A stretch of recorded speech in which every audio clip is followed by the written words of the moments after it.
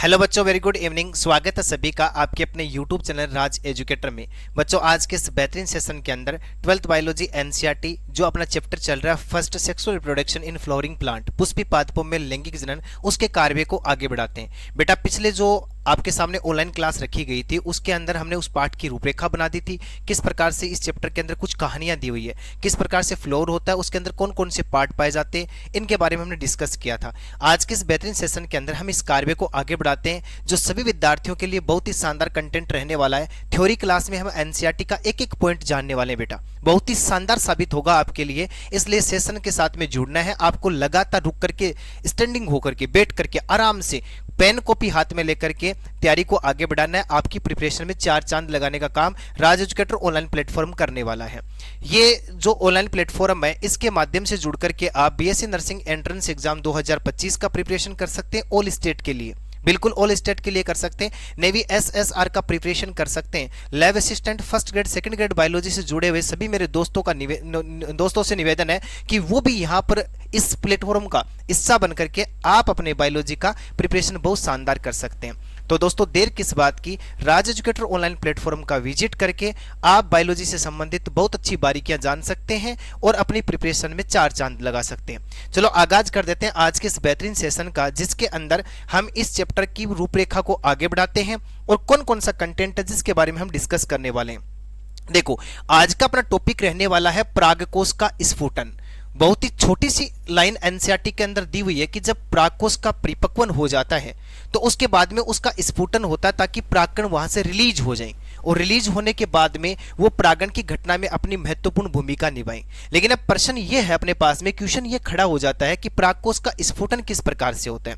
देखो बेटा, कल की क्लास में हमने एक बात जानी थी, जब परागकोश की संरचना की बात करते हैं तो सबसे बाहर की ओर जो इसकी परत है उसको हम किसके नाम से जानते हैं? बाह्य त्वचा या एपिडर्मिस के नाम से जानते हैं। बोलो, जानते हैं या नहीं जानते? बिल्कुल जानते हैं।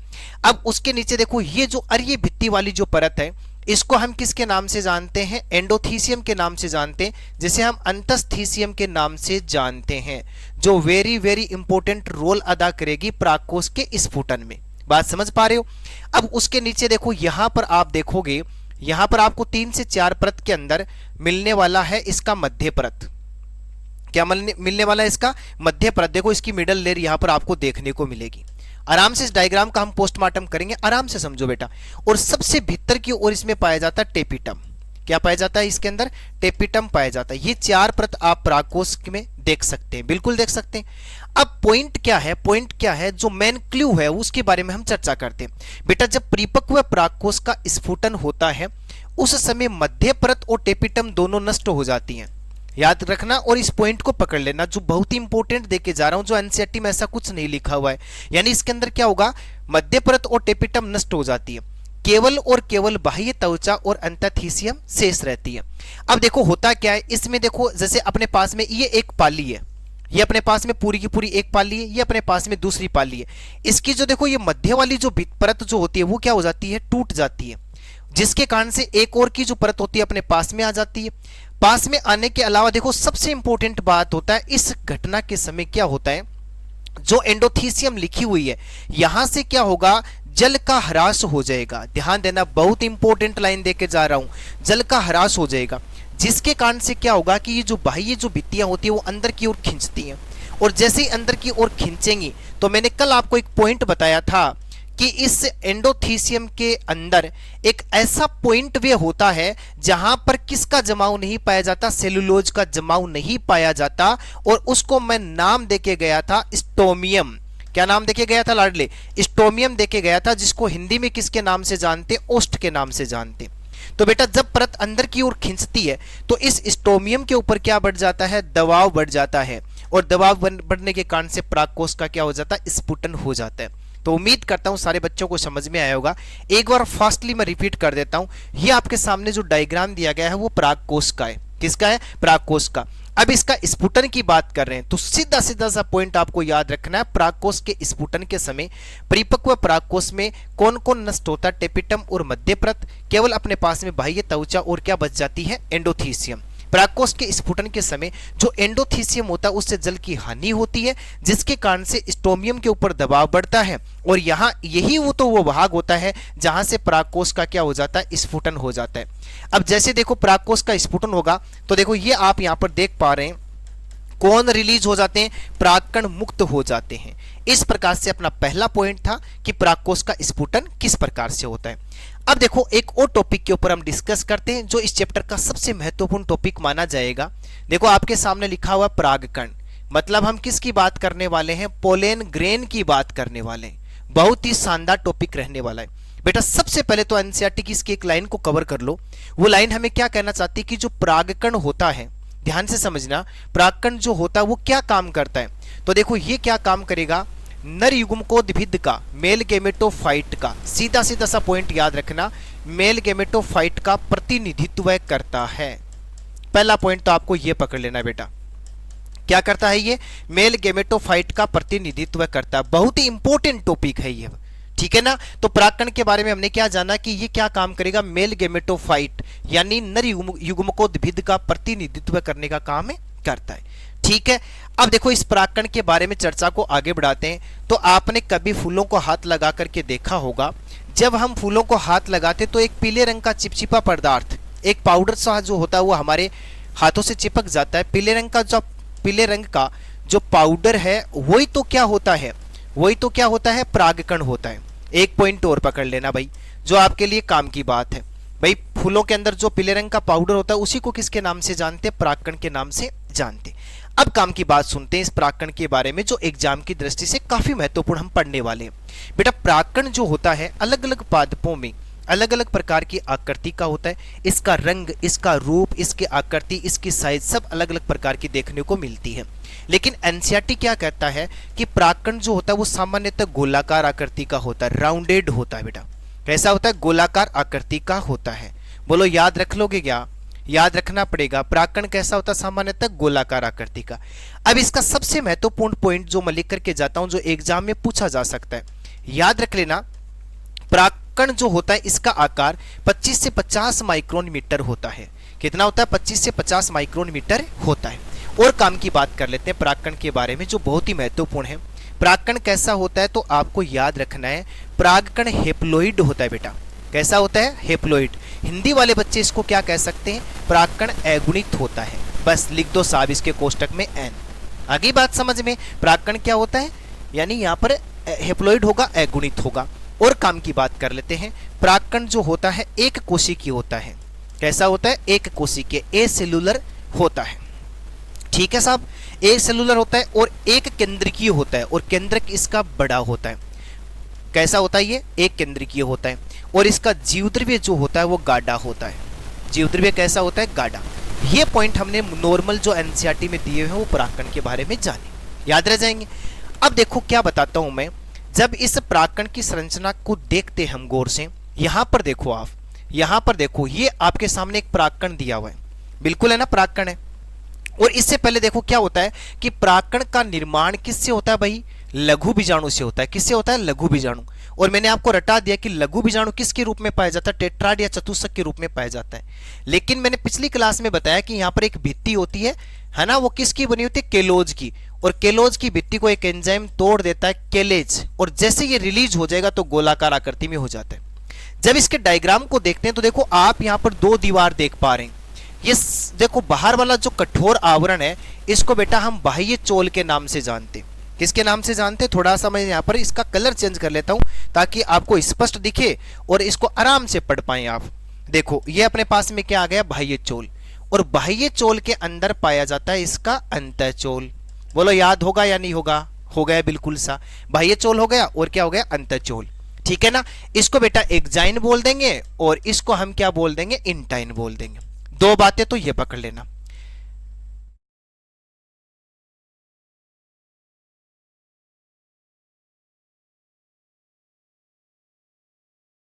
ठीक,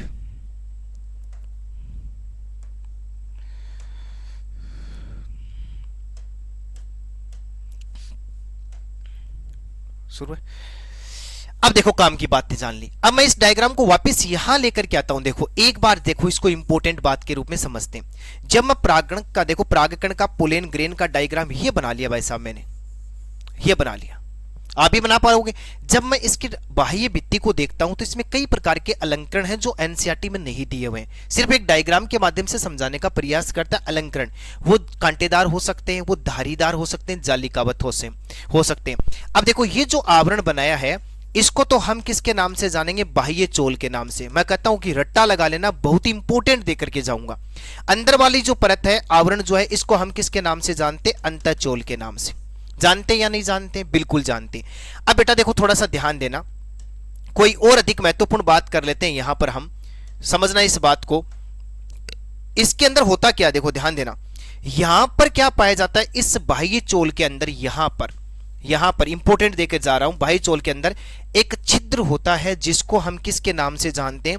जनन छिद्र के नाम से जानते हैं। आप इसको क्या कह सकते हो लाडले?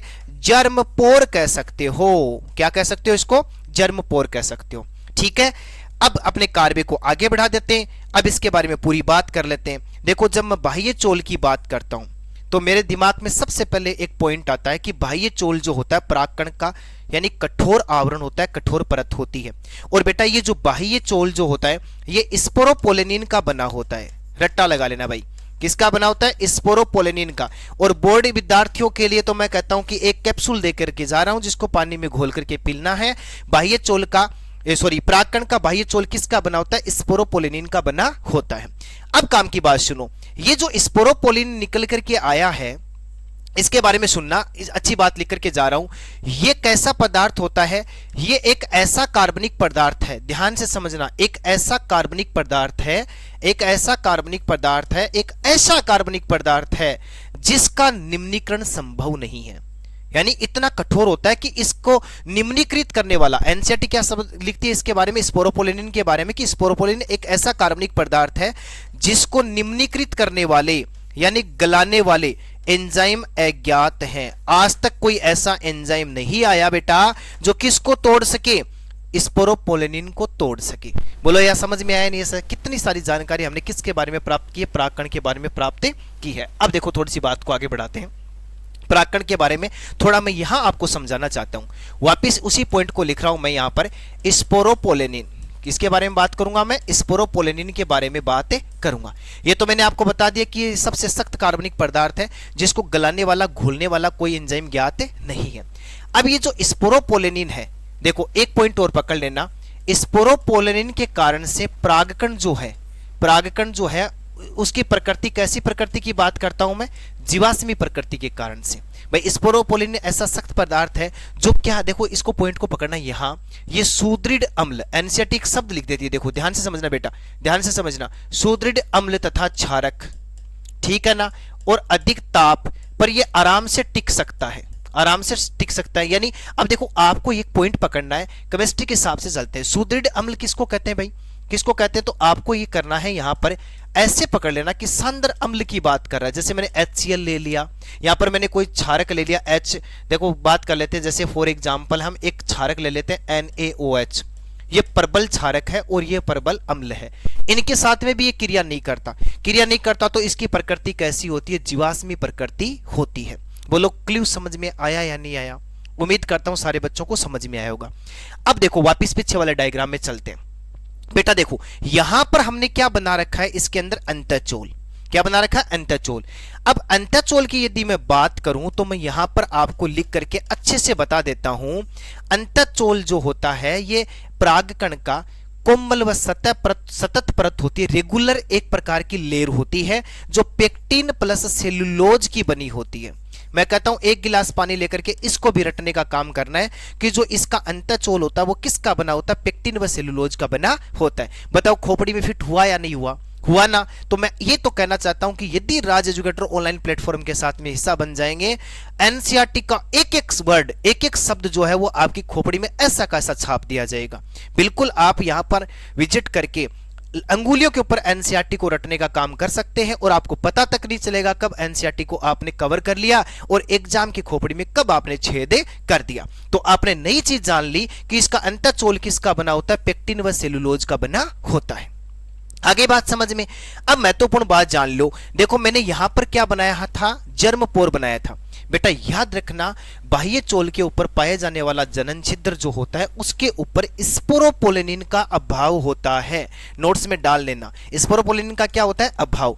जब परागकण का अंकुरण होता है, जर्मिनेशन ऑफ पोलन ग्रेन होता है, उस समय ये जो अंतःचोल होता है, पॉइंट को पकड़ना, क्लू देके जा रहा हूं, ये अंतःचोल जो होता है यहां से एक नलिका निकलती है, ध्यान देना, यहां से क्या निकलती है, एक नलिका।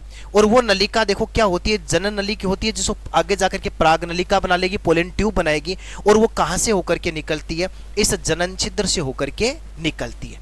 अब नोट डाल लेना कॉपी के अंदर, जो आपके एनसीईआरटी में नहीं दिया हुआ है, द्विबीजपत्री पादपों के परागकण में 3 जनन छिद्र पाए जाते हैं, जबकि एक बीजपत्री पादप के परागकण में 1 जनन छिद्र पाया जाता है। डू अगेन रिपीट इट कर देता हूं एक बार के लिए। द्विबीजपत्री पादपों के अंदर क्या पाए जाते हैं, 3 जनन छिद्र, और एक बीजपत्री पादप के अंदर 1 जनन छिद्र पाया जाता है। यह हमने किसके बारे में जाना, बाह्य चोल अंतःचोल के बारे में जाना। ठीक है, अब काम की बात सुनते हैं, इसके बारे में आगे बढ़ जाते हैं यहां से और इंपॉर्टेंट बात जान लेते हैं। देखो काम की बात, मैंने ये बता दिया कि जीवाश्म प्रकृति ये सारे के सारे स्पोरोपोलिनिन के कारण से होते हैं। अब देखो वापस एक छोटा सा डायग्राम आपके सामने मैंने बनाया, ये आपके सामने परागकण है, ठीक है, जिसको आप आराम से इस प्रकार से बना सकते हैं, ये परागकण है, ठीक है ना बेटा, आराम से कर लोगे। इस परागकण का जो जीव द्रव्य है, अब एक पॉइंट देखना, एनसीईआरटी क्या लिखती है, देखो कितना बकवास बात कर रही है कि जीव द्रव्य, और बेटा कोष्टक में लिख रही है साइटोप्लाज्म। कोष्टक में क्या लिख रही है, साइटोप्लाज्म, जबकि हम जानते हैं साइटोप्लाज्म कोशिका द्रव्य होता है, जीव द्रव्य प्रोटोप्लाज्म होता है। इसका जो परागकण का जीव द्रव्य होता है वो एक हल्की परत के द्वारा ढका रहता है, घिरा रहता है। आगे बात समझ में, वो एक हल्की परत के द्वारा ढका रहता है या घिरा रहता है। बात समझ पा रहे हो ना अच्छी तरीके से।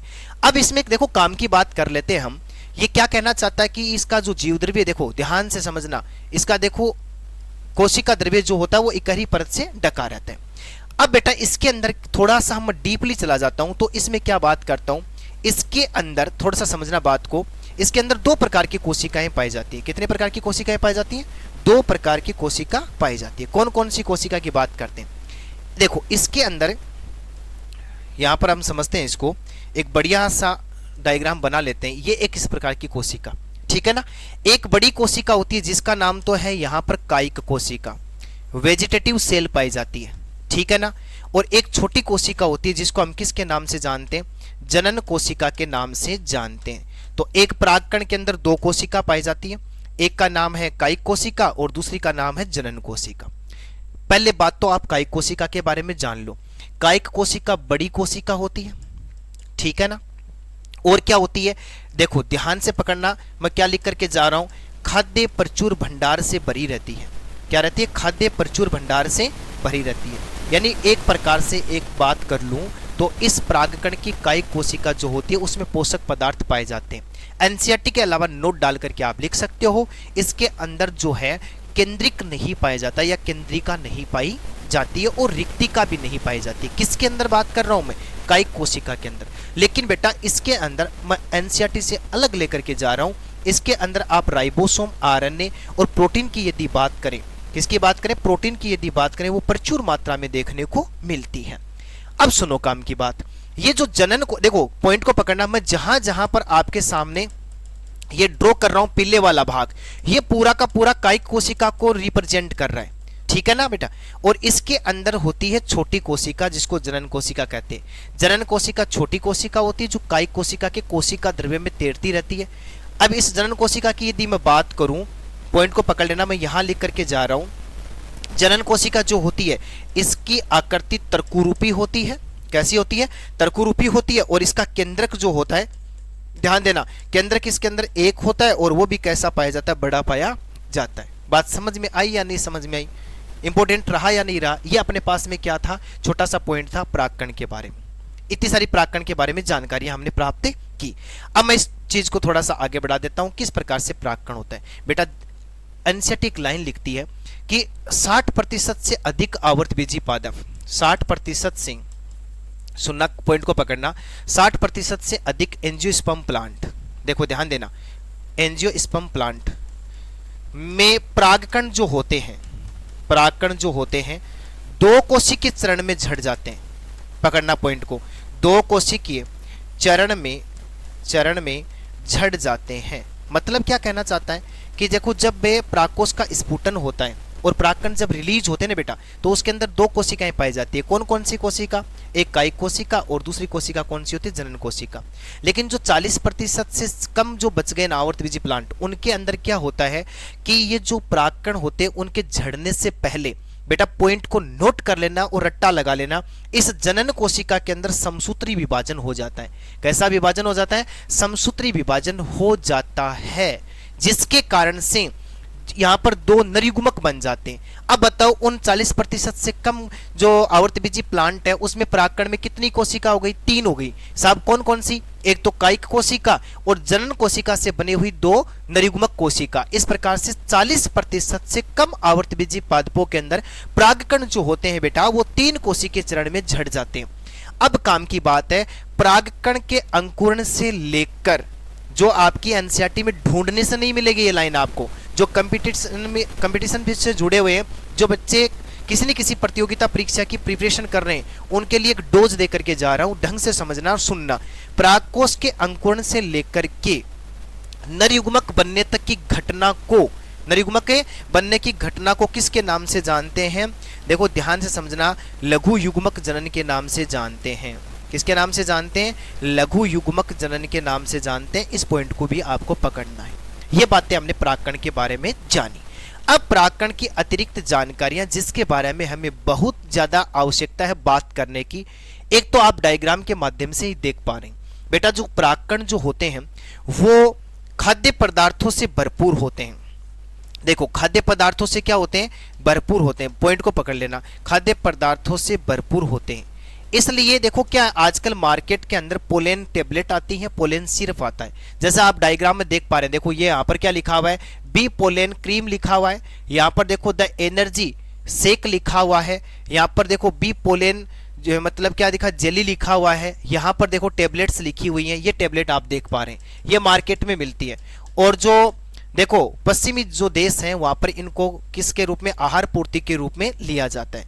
अब देखो काम की बात, ये जो पराग जो है ना, इसमें यदि मैं बात करूं तो ये घोड़े में या खिलाड़ियों की कार्य दक्षता में बढ़ाने में अपना महत्वपूर्ण रोल अदा करते हैं। तो एक पॉइंट तो ये है कि जो ये परागकण जो होते हैं ना, ये खाद्य पदार्थों से भरपूर होते हैं, एनर्जी पाउच के रूप में इनको काम में लिया जाता है। दूसरी काम की बात है, इस परागकण का एक नुकसान भी बेटा क्या होता है कि कुछ पादप ऐसे होते हैं जिनके परागकण एलर्जी कारक के रूप में काम करते हैं। पॉइंट नोट कर लेना, किसके रूप में काम करते हैं? एलर्जी कारक के रूप में काम करते हैं। जैसे सर जी बताओ ऐसा कौन सा एग्जाम्पल है? तो देखो हमारे देश में एक बार अमेरिका से गेहूं को आयातित किया गया था, वहां से हम लेकर के आए थे, आयातित किया गया तो उसके साथ में एक घास आ गई थी बेटा, और उस घास का नाम था कांग्रेस घास। बोलो याद है या नहीं? है या नहीं? कांग्रेस घास, जिसको हम किसके नाम से जानते? पार्थिनियम के नाम से जानते हैं। किसके नाम से जानते? पार्थिनियम के नाम से जानते हैं। और उसने एलर्जी फैलाने का बहुत ज्यादा काम किया था। तो कुछ पौधे ऐसे होते हैं जिनके परागकण जो होते हैं वो एलर्जी कारक का काम करते हैं, और श्वसन संबंधी विकार, चीरकाली का मतलब लंबे समय से होने वाला, जैसे बात करें दमा हो जाए, श्वसनी शोथ हो जाए, है ना, ऐसी डिजीज उत्पन्न करने का काम करते हैं। क्या इसके अलावा आप और किसी की बात कर सकते हैं? बिल्कुल हम कर सकते हैं, जो आपको आउट ऑफ सिलेबस देखने को मिलेगा एनसीईआरटी से।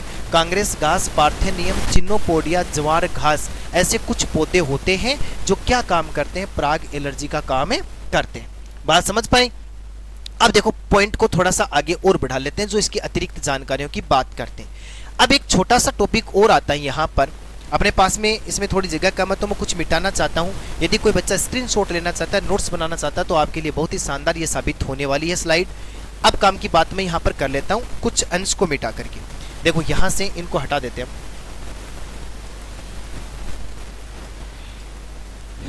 बहुत ही महत्वपूर्ण बात करते हैं। अब परागकण की जीवन क्षमता की बात करते हैं बेटा, ठीक है ना? किसकी बात करते हैं? परागकण की जीवन क्षमता की, कि भाई परागकण की जीवन क्षमता क्या होती है?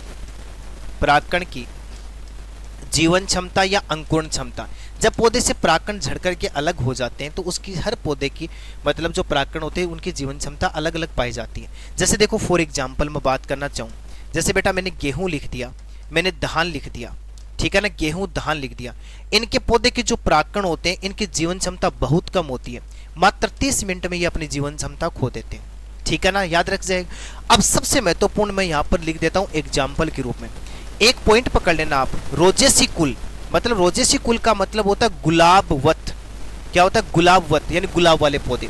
इसके अलावा देखो ध्यान देना, एनसीईआरटी एक शब्द लिखती है लेग्यूमिनेसी। क्या लिखती है? लेग्यूमिनेसी। और सोलेनेसी कुल, इनको पकड़ लेना। इनकी जो जीवन क्षमता होती है वो कुछ महीनों की होती है। कितने क्या होती है इसकी? कुछ महीनों तक की होती है। अब नोट, सबसे महत्वपूर्ण, जब आर्टिफिशियल विधि के द्वारा या आर्टिफिशियल मैकेनिज्म के द्वारा यदि हमें परागकण का स्टोरेज करना है तो सर हम कैसे करेंगे? तो बेटा याद रखना, जब हम स्पर्म बैंक की यदि बात करते हैं तो वहाँ पर शुक्राणु को एकत्रित किया जाता है, पशुओं के शुक्राणु को एकत्रित किया जाता है। ठीक उसी प्रकार से हम परागकण का भी स्टोरेज कर सकते हैं। कैसे कर सकते हैं? तो आपको याद रखना एक छोटा सा पॉइंट, दर व नाइट्रोजन की उपस्थिति में, very very very very important line देके जा रहा हूं एनसीईआरटी की, दर व नाइट्रोजन की उपस्थिति में माइनस के 196 डिग्री सेंटीग्रेड तापमान पर हम परागकण का स्टोरेज कर सकते हैं। बोलो याद हुआ या नहीं हुआ? माइंड में छपा या नहीं छपा? ये सारी की सारी बातें हमने किसके बारे में जान ली? एक परागकण के बारे में जान ली। ये अपना पहला पोर्शन खत्म हुआ जिसके अंदर हमने किसके बारे में जानकारी की है? पुंकेसर के बारे में, लघु बीजाणु धानी के बारे में और परागकण के बारे में। जो यहाँ पर क्या बन गया? एक मेल गेमेट बन गया फ्लावर का, जिसको किसके नाम से जानते? परागकण के नाम से जानते, जो आगे जाकर के निषेचन में या परागण की प्रक्रिया में अपना महत्वपूर्ण रोल अदा करेगा। अब इस पोर्शन को आगे बढ़ाते हैं और एक शानदार सा टॉपिक है स्त्री केसर, गुरु बीजाणु धानी और भ्रूणकोश। ये निषेचन पूर्व घटना के अंदर हमने जैसे टॉपिक की बात कर रहे हैं वहां पर हम इसको पढ़ पा रहे हैं। अब बेटा देखो ध्यान देना, ये स्त्री केसर है, इसके बारे में थोड़ी सी बात करना चाहें तो आप लिख सकते हैं इसको पिस्टिल के नाम से जानते हैं। इसको हम किसके नाम से जानते हैं? मेगा स्पोरेंजियम के नाम से जानते हैं। किसके नाम से जानते हैं? मेगा स्पोरेंजियम के नाम से। अब देखो ये गुरु बीजाणु है ना बेटा, गुरु बीजाणु धानी, इसको बीजांड के नाम से जानते हैं, यानी ओव्यूल के नाम से भी जानते हैं। और ये आपके पास में जो भ्रूणकोश लिखा हुआ है इसको हम एम्ब्रियो सेक के नाम से जानते हैं। ठीक है ना, ये 3 पॉइंट ऐसे हैं जो पुष्प के अंदर मादा जनन अंग को कंप्लीट करने का काम है करते। सबसे पहले हम बात कर लेते हैं स्त्री केसर की। देखो स्त्री केसर के बारे में चर्चा को हम आगे बढ़ाते हैं। देखो पहला पॉइंट तो आपको यह पकड़ना है कि पुष्प में, ध्यान देना, पुष्प में मादा जनन अंग का प्रतिनिधित्व है।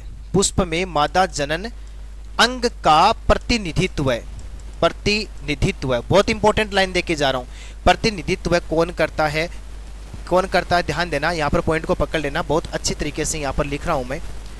देखो ध्यान देना, कौन करता है? जायांग करता है। कौन करता है? जायांग करता है।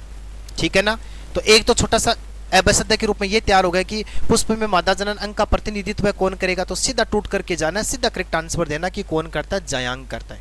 ठीक है, अब जायांग के बारे में सुनो काम की बात। मैं जायांग के बारे में चर्चा को यदि आगे बढ़ाऊं तो पुष्पों के अंदर जायांग जो होता है वो एक अंडप्पी, क्या हो सकता है? वो एक अंडप्पी। देखो थोड़ा सा ध्यान देना, यहां पर इस पॉइंट को पकड़ना, एक अंडप्पी। और एक अंडप्पी जो है ना, अंडप्पी किस शब्द के लिए यूज किया गया बेटा? स्त्री केसर के लिए किया गया है। एक अंडप्पी से लेकर के एक तो ये, या तो एक अंडप्पी हो सकता है वो, या वो कैसा हो सकता है? बहु अंडप्पी हो सकता है। ठीक है ना, या तो एक पुष्प ऐसा है जिसके अंदर एक स्त्री केसर देखने को मिलेगा, एक नहीं है तो उसके अंदर कैसा मिलेगा? अनेक मिलेगा। अब एनसीईआरटी एक शब्द लिखती है, जब ये बहुअंडप्पी होता है तो बेटा या तो ये किसके रूप में पाया जाएगा? युक्तांडप्पी के रूप में, यानी आपस में जुड़ा हुआ होगा, या फिर किसके रूप में पाया जाएगा? ये वियुक्ता अंडप्पी के रूप में पाया जाएगा। ये पॉइंट तो आपको पकड़ना है। ठीक है ना, तो अब आपको ये समझना है कि ये जो एक अंडप्पी लिखा हुआ है, ये बहुअंडप्पी लिखा हुआ है, ये किसके बारे में बात करना चाह रहा है? अगला स्त्री केसर के बारे में बात करना चाह रहा है। याद करो, पुष्प के जब नर जनन अंग की मैं बात कर रहा था तो उसमें पुमंग का एक सदस्य पुंकेसर बना था। ठीक उसी प्रकार से जायांग का एक सदस्य यहाँ पर क्या बन जाएगा? स्त्री केसर बन जाएगा। बोलो माइंड में छपा या नहीं छपा? बिल्कुल छपा ना। तो देखो अब तो इस कार्य को आगे बढ़ाते हैं। बेटा आप ये जो पहला डायग्राम देख पा रहे हैं, ये जो पहला डायग्राम देख पा रहे हैं, इसके बारे में हम थोड़ी सी चर्चा करते हैं। और ये पहला डायग्राम जो आप यहाँ पर देख पा रहे हैं, ये गुड़हल के पुष्प का स्त्री केसर है। किसका? एनसीईआरटी का डायग्राम है, ये मैंने कहीं से अलग से नहीं उठाया, ये गुड़हल का दिया हुआ है। ये आपके सामने जो 2 नंबर पर जो डायग्राम आप यहाँ पर देख पा रहे हैं ब में, इसके बारे में यदि मैं बात करूं, पेपेवर का है। देखो पेपेवर सोमनीफेरम, पेपावर लिखा हुआ है यहाँ पर बेटा। कैसा लिखा हुआ है? पेपावर। थोड़ा सा मैं इसमें कलर चेंज कर लेता हूं ताकि आपको अच्छे से समझ में आए। देखो पेपावर लिखा हुआ है यहाँ पर, क्या लिखा हुआ पेपावर। अफीम का वैज्ञानिक नाम होता है, वनस्पतिक नाम होता है पेपेवर सोमनीफेरम। उसका डायग्राम यहाँ पर देखने को मिल रहा है। और ये जो सह में लिखा हुआ है, देखो यहां पर पढ़ो आप, माइचेलिया लिखा हुआ है, आपको माइसेलिया पढ़ लेना है, माइसेलिया पढ़ लेना है, ठीक है ना। यहां पर आप देख सकते हैं ये गुड़हल में देखो जो आपके सामने स्त्री केसर दिया हुआ है, ये देखो अन्य पुष्पी अंग निकाले हुए हैं यहां पर, ठीक है ना बेटा। अच्छे से यहां पर आप देख पा रहे हैं, देखो 1 2 3 4 इस प्रकार से, यानी इसके अंदर अंडप जो है वो बहुअंडपी है, और ये आपस में कैसे युक्ता अंडपी के रूप में, किसके रूप में पाए जाते हैं, युक्त, आपस में जुड़े हुए। लेकिन देखो ये थोड़े अलग अलग हैं, यहाँ पर युक्ता अंडपी के रूप में पाए जाते हैं। बात काम की देखो क्या है उसके बारे में बात करते हैं। मैं यहाँ पर एक मेरे हिसाब से एक डायग्राम बना देता हूँ जो बहुत ही महत्वपूर्ण होने वाला है स्त्री केसर का, और आप उसको देखते ही समझ जाएंगे कि ये कहानी यहाँ पर बनी हुई है।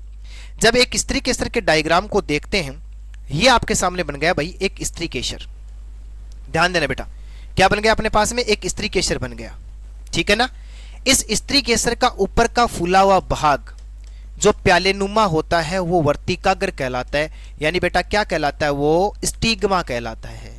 क्या कहलाता है, स्टिग्मा कहलाता है। तो पहला पॉइंट तो आपके सामने ये आया कि स्त्री केसर का ऊपरी प्यालेनुमा भाग क्या कहलाता है, स्टिग्मा कहलाता है। अब एनसीईआरटी में जो सबसे महत्वपूर्ण इस वर्तिकाग्र के बारे में काम की जो लाइन दी हुई है वो मैं यहाँ पर इसके कोष्टक में लिख देता हूँ, और कोष्टक में क्या छाप देता हूँ वो आपको दिमाग में भी छाप लेना है। ये परागकणों का अवतरण मंच है, परागकणों का अवतरण मंच का कार्य करता है। किसका कार्य करता है, परागकणों का अवतरण मंच का काम। मतलब क्या होता है अवतरण मंच का, यानी ये परागकण को धारण करने का काम करता है, उसको एक मंच देने का काम करता है। तो महत्वपूर्ण हुआ या नहीं हुआ, हुआ ना। अब काम की बात सुनते बेटा। तो पहला पॉइंट तो अपने पास में आ गया, इसके अंदर स्टिग्मा।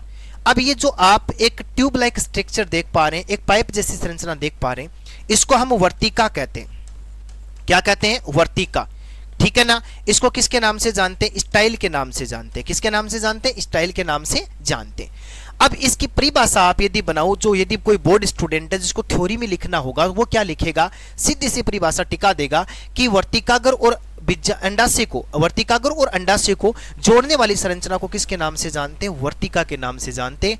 एनसीईआरटी हिंदी जो बुक है उसके अंदर छोटी सी मिस्टेक दी हुई है, वर्तिकाग्र, देखो वर्तिका वर्तिका के नीचे पाई जाती है, ऐसा कुछ लिखा हुआ है। तो हमें समझना है कि वर्तिका वर्तिकाग्र के नीचे पाई जाती है। समझ में आया ना। ये क्या काम करता है, इधर से मतलब परागनलिका को आगे भेजने का काम करता है। अब सबसे महत्वपूर्ण बात जो है इसके बारे में बात कर लेते हैं, यानी स्त्री केसर का आधारीय फूला हुआ भाग। मैं एक एक जो शब्द जो एनसीईआरटी ने दिया है उसी के ऊपर चर्चा करूंगा। आधारीय फूला हुआ भाग क्या कहलाता है, इसका ओवरी कहलाता है, अंडाशय कहलाता है। बोलो काम की बात है या नहीं, काम की बात है या नहीं। यानी स्त्री केसर का आधारीय फूला हुआ भाग क्या कहलाता है, अंडाशय कहलाता है बेटा, ठीक है ना। अब इसमें देखो क्या बात करते हैं, जब मैं इस अंडाशय को यहां अलग से बना लेता हूं, बेटा ध्यान से समझना, इस अंडाशय के अंदर इस प्रकार से जब इसको मैं इंटरनल काट काट करके इसकी गहराई तक जाने का प्रयास करता हूं, तो बेटा मुझे इसके अंदर एक केविटी मिलती है जिसको यूट्रस केविटी के नाम से जानते हैं। इसके अंदर पाई जाती है गर्भाशय गुहा, ठीक है ना।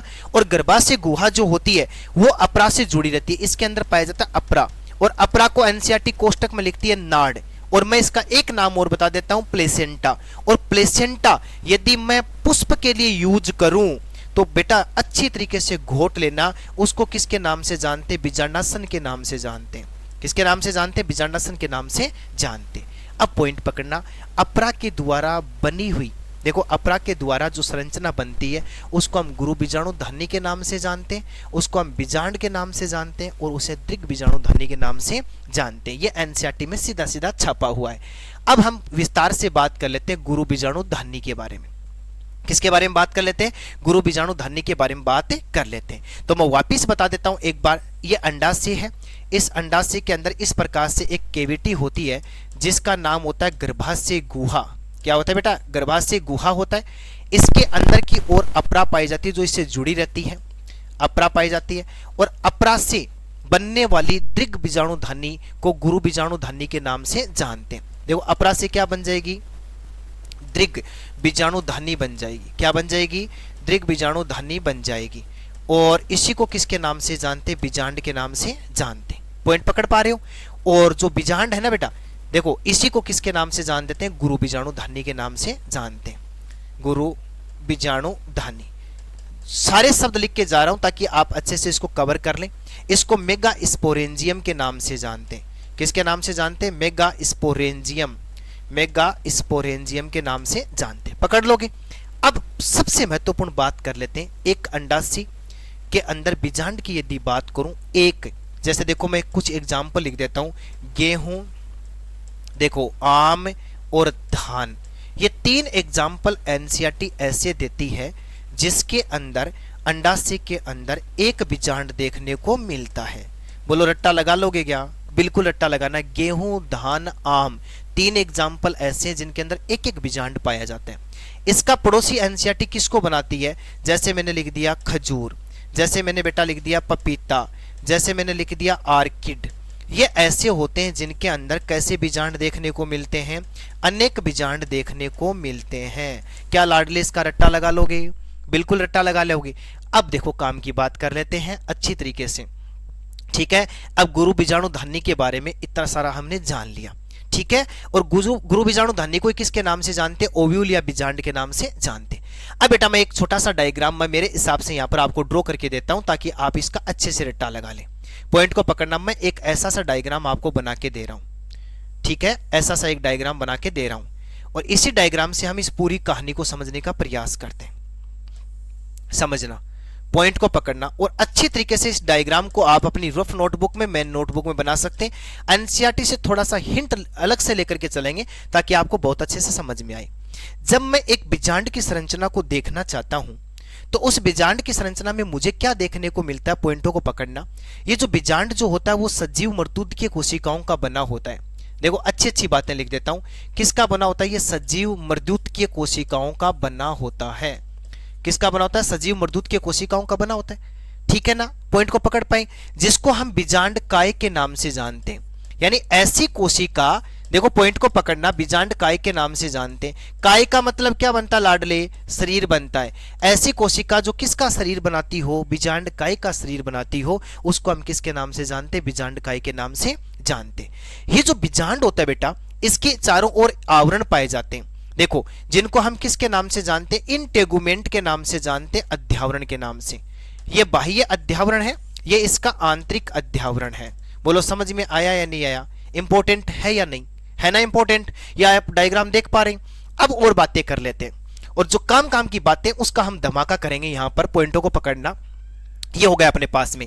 तो देखो बीजांड जो होता है उसके ऊपर आवरण होते हैं। यदि एक आवरण है तो एक अध्यावरणी, 2 आवरण है द्वि अध्यावरणी, अनेक आवरण है तो बहु अध्यावरणी, आवरण नहीं है तो अध्यावरणी बीजांड पाया जाता है, जो इसको कवर्ड करने का काम करता है, ढकने का काम है करता है। अब बेटा काम की बात सुनो, ये डायग्राम जो है मैंने उल्टा बना रखा है, इस बात को समझना। अब मैं जैसे यहां पर शीर्ष लिखूंगा तो आप कंफ्यूज हो जाएंगे क्योंकि नीचे वाला भाग है, लेकिन हमने एनसीईआरटी से थोड़ा सा इसको घुमा करके बनाया ताकि अच्छा डायग्राम बने, समझ पाए।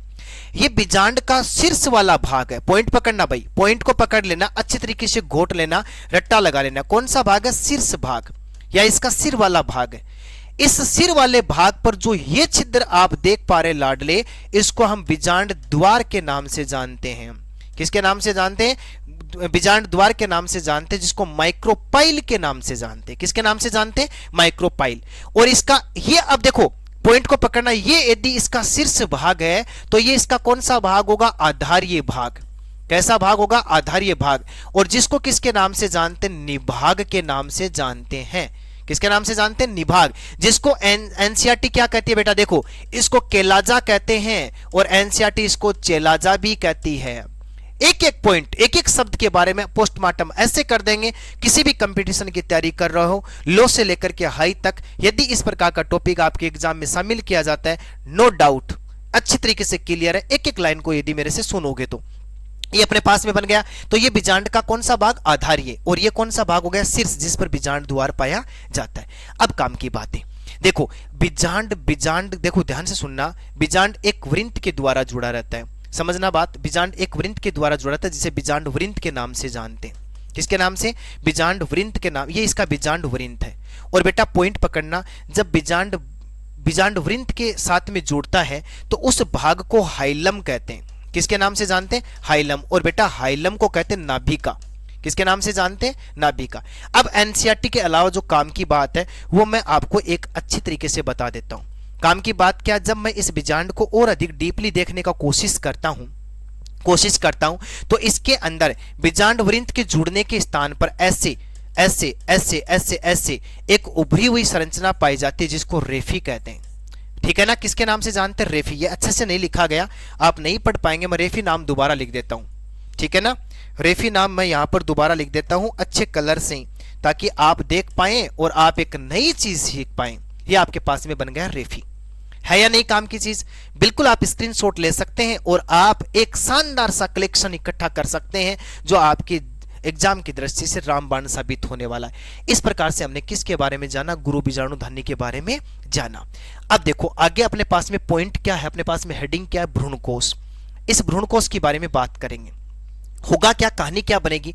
आपने जो ये पूरा का पूरा जो सीन देखा है बीजांड काय का, देखो ये पूरा का पूरा सीन है। यहां पर ये बीजांड काय से ढका हुआ है। यहां पर सजीव मरदूत की कोशिकाएं पाई जाती है। इसके अंदर क्या पाई जाती है? सजीव मरदूत की कोशिकाएं पाई जाती है। ठीक है ना, इन सजीव मरदूत की कोशिकाओं में एक कोशिका अपने आकार में वृद्धि कर लेती है और अन्य कोशिकाओं की तुलना में बड़ी दिखाई देती है। खा पी करके मोटी ताजा हो जाती है और विभाजित होने के लिए कहती है कि मैं अब अपने आप को क्या बना लेती हूं, यानी कैपेबल बना लेती हूं, सक्षम बना लेती हूं, अब मैं विभाजित हो सकती हूं। किसकी बात कर रहा हूं?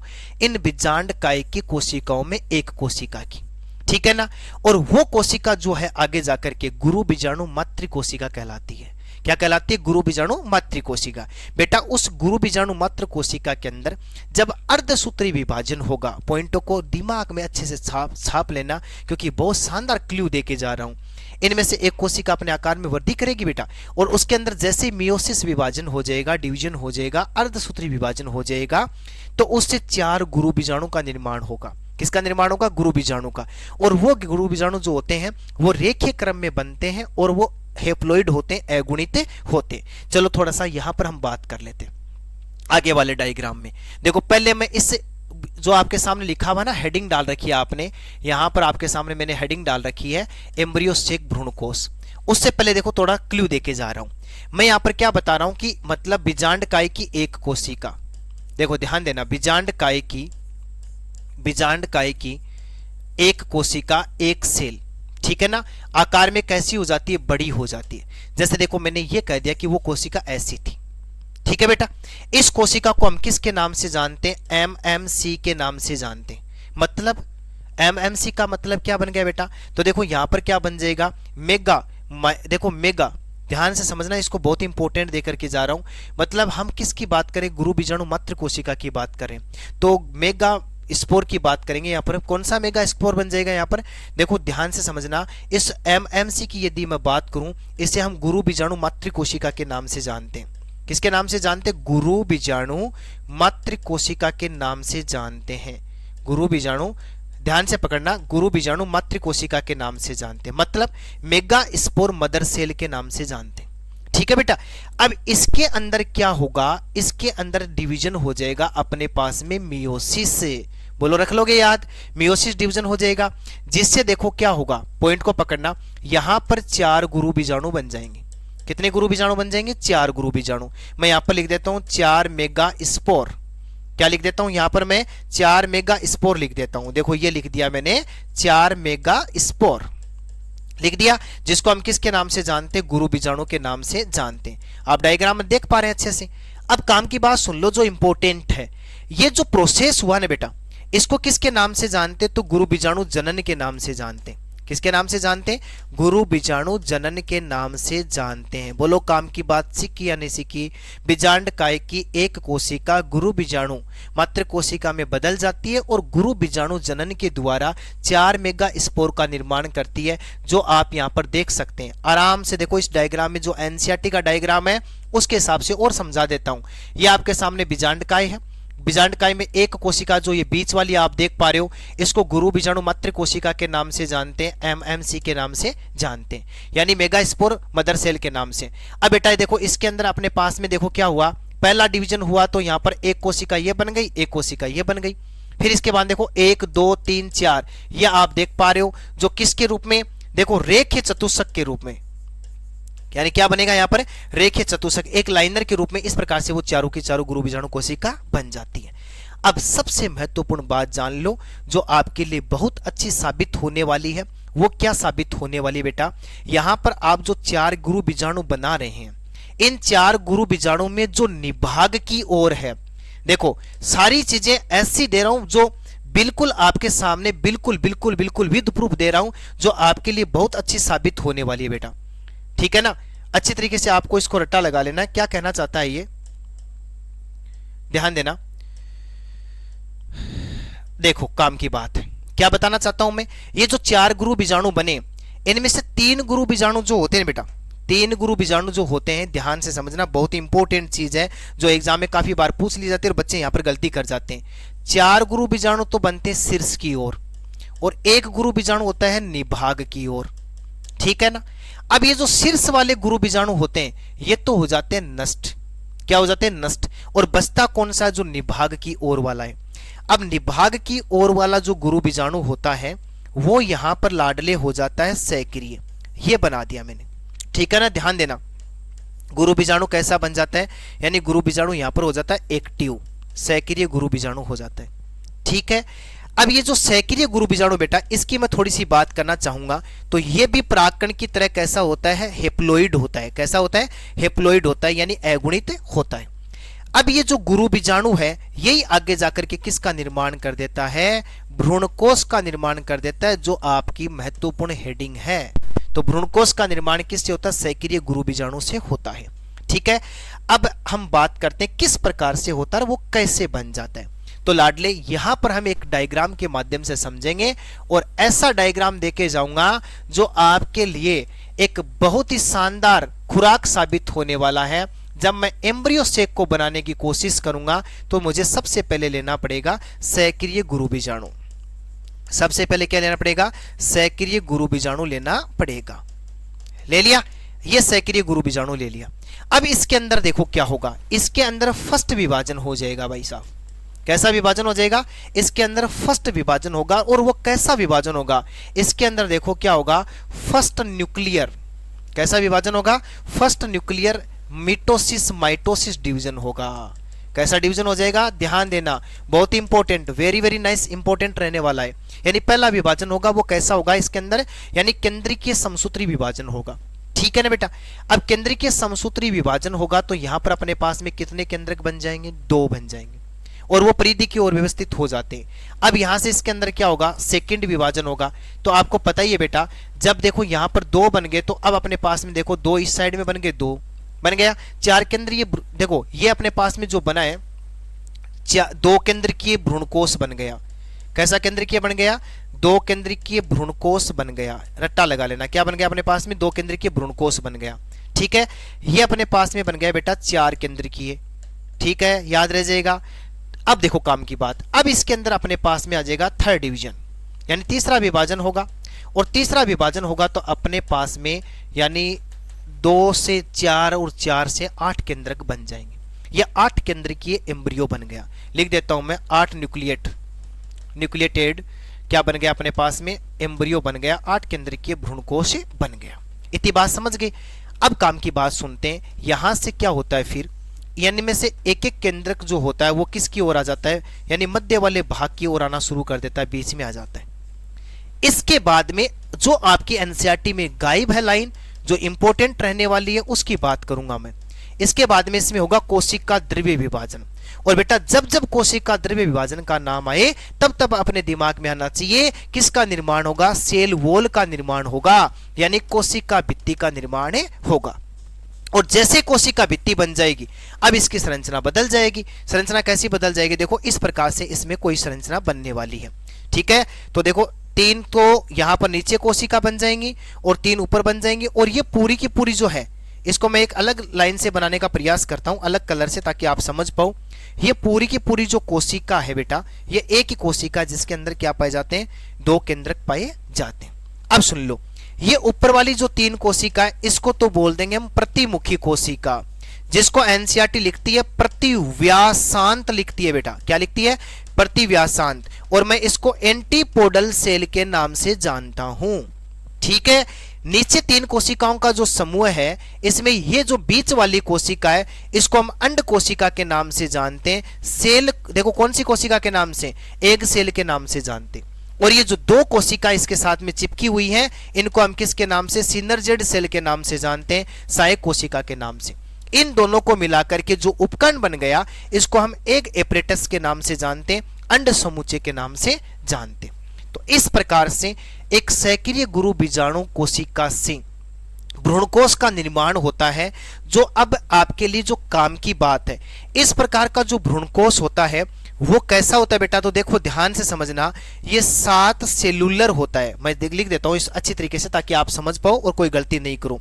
यानी कैसा होगा, ये 7 कोशिकीय होगा। कैसा होता है, 7 कोशिकीय होगा और 8 केंद्रिकीय होता है। बोलो समझ में आया या नहीं आया। यानी जो भ्रूणकोश बन गया, यानी और कैसा होता है, वो 7 कोशिकीय और 8 केंद्रिकीय होता है। इंपॉर्टेंट रहा ना ये काम की बातें। अब सुनो काम की बात इसके बारे में। इस प्रकार के भ्रूणकोश को हेलोबियल प्रकार का भ्रूणकोश भी कहते हैं। इस प्रकार के भ्रूणकोश को हेलोबियल प्रकार का क्या कहा जाता है, इसको यानी भ्रूणकोश कहा जाता है। अब देखो इसको एक डायग्राम के माध्यम से समझते हैं जो अपने पास में पीछे था। यहां पर देखो, यहां पर अपने पास में किस प्रकार से बनता है। यहां पर 2 कोशिका दिखा रखी है, 2 से 4, 4 से 8 हो गया। यहां पर देखो इसको मैंने उल्टा बनाया था ना, थोड़ा समझना। ये ऊपर देखो, यहां पर अपने पास में एग सेल और ये सहायक कोशिका, ये अपने पास में केंद्रीय कोशिका जिसको ध्रुवीयकाय के नाम से जानते हैं, और ये प्रतिव्यासांत कोशिका है जिसको हम एंटीपोडल सेल के नाम से जानते हैं। ठीक है ना। और काम की बात और सुन लो, यहां पर इस प्रकार से इसका पूरा का पूरा डेवलपमेंट हो जाएगा। इसको हम पोलीगोनम, सॉरी इसको किसके नाम, हेलोबियल नहीं, पोलीगोनम प्रकार का स्टोर्सबर्गर नामक वैज्ञानिक ने, बहुत इंपॉर्टेंट देकर जा रहा हूं, स्टोर्सबर्गर नामक वैज्ञानिक ने सबसे पहले पोलीगोनम पादप में इस प्रकार के भ्रूणकोश का अध्ययन किया था, इसलिए इसको पोलीगोनम प्रकार का भ्रूणकोश कहते हैं। ये एक छोटा सा टॉपिक था अपना, जिसमें हमने किसके बारे में जाना, फीमेल रिप्रोडक्टिव पार्ट के बारे में जाना, जिसमें स्त्री केशर क्या होता है, गुरु बीजाणु धानी क्या होती है, भ्रूणकोश का निर्माण क्या होता है। उम्मीद करता हूं थ्योरी क्लास आपको बहुत शानदार तरीके से समझ में आ रही होगी, क्योंकि एग्जाम की दृष्टि से बिल्कुल रामबाण साबित होने वाली है।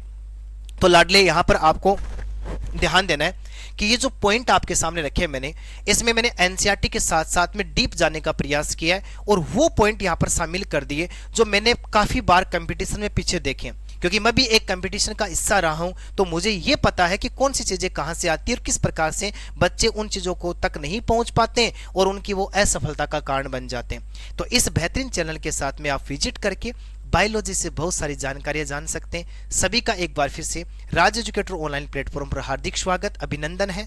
बेटा अधिक से अधिक सेशन को शेयर करना नहीं भूलें, बिल्कुल यदि शेयर करेंगे तो हर एक विद्यार्थी को लाभ मिलेगा जो बायोलॉजी से संबंधित बहुत सारी जानकारियों से वंचित रह जाते हैं। एक बार फिर से आग्रह करता हूं, डेली शाम को 7 बजे विजिट करो और अच्छी तरीके से आप अपना प्रिपरेशन करो। चाहे आप किसी भी कंपटीशन की तैयारी कर रहे हो, किसी भी प्रतियोगिता परीक्षा के आप हिस्से हो, लेकिन एक बार राज एजुकेटर ऑनलाइन प्लेटफॉर्म का हिस्सा जरूर बनने का प्रयास करना, क्योंकि यहाँ पर आपको मिलने वाला है एनसीईआरटी के अलावा बहुत सारी ऐसी जानकारियां जो एग्जाम की दृष्टि से महत्वपूर्ण होने वाली हैं।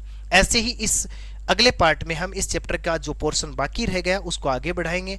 ऐसे ही धमाकेदार क्लास के साथ में फिर मिलेंगे, तब तक के लिए धन्यवाद। Thanks a lot.